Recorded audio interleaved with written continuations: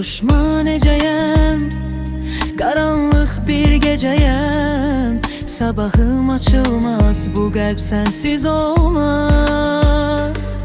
Bir cüt nəmli gözlərlə baxırdım sən gedən o yollara. Yoxluğun toxunur mənə səssiz. Həyatımda yox səndən bir iz. Qalmışam sanki nəfəssiz. Susqun yorğun baxışlarla. Gözlərin bir dəniz, batıram sənsiz. Məni məhv elədi o gözlərin. Gözlərindən ayırdı sözlərin. Yalanların çoxdur, yoxdur düzlərin. Qəlbimdə buraxdığın dərin izləri.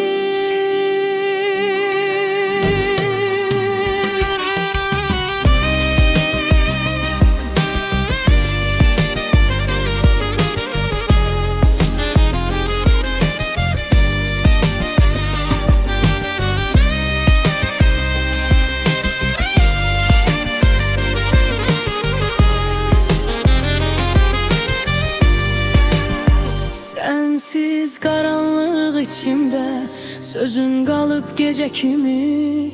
Dönməzsən bilirəm yenə, amma ürəyim çağırır seni. Sensiz qaranlıq içimdə, sözün qalıb gecə kimi.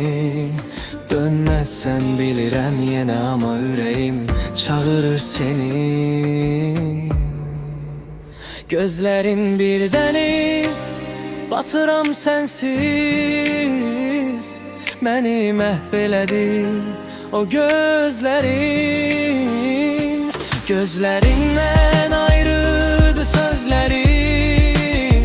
Yalanların çoxdur, yoxdur düzlərin.